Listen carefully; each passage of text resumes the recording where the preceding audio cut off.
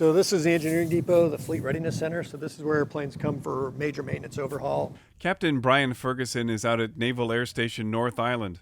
The base with its row of F-18 fighters is as much a star of the new film as Tom Cruise. Ferguson has been a Navy pilot for 28 years. He was the Navy's technical advisor on the film and a fan of the original. So my career essentially started in 1986 when I saw the first movie. And I said, I want to do that. I want to land on ships in a jet and go into combat. I feel the need for speed.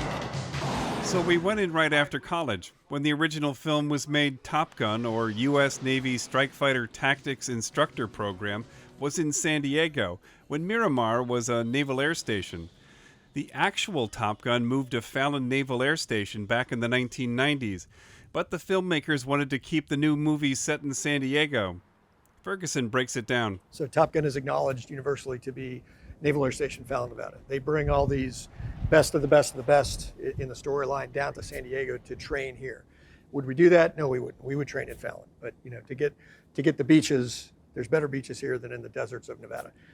So there was a little bit of artistic license there. And it doesn't bother me at all.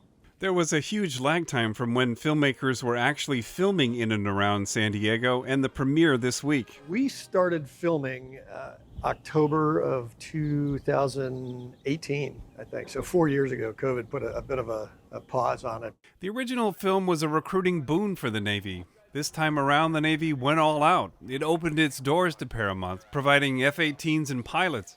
The filmmakers were allowed to shoot on the USS Abraham Lincoln and the USS Roosevelt, which were both based in San Diego at the time. Here's Ferguson. We started filming here along the runway using a Fleet Readiness Center airplane.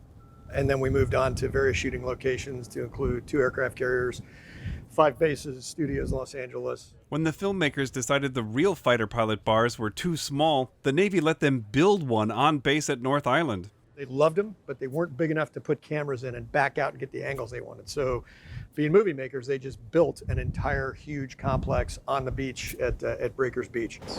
Ferguson insists the Navy build the studios for everything. This one's just in the hangar, getting some maintenance done on it right now.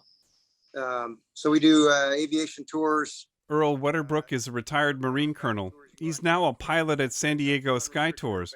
I caught up with him for a Zoom interview in the company's hangar before he was about to fly. At the time the first movie came out, he was stationed in Yuma, Arizona. With the Marine Aviation Weapons and Tactics Squadron, kind of the Marine version of Top Gun, if you will. And I knew a lot of the guys that flew in the first movie. Of course, we gave them a hard time. Wedderbrook says he saw the surge in interest back in 1986 with his own eyes, just going out to the bar at Miramar at the time. He says it's hard to imagine the new film having the same impact. At the time, I mean, it was kind of the Cold War. There wasn't much going on. A lot of patrols. There was no combat. The thing's going to be interesting now is we've just gone through 30 years of essentially continuous combat in the Mideast. The audience is going to be a little different. I think they're going to look at it a little different. People watching this movie are now much more aware of the reality of war. Still, the Navy is banking on Maverick to boost the image of naval aviation one last time. Steve Walsh, KPBS News.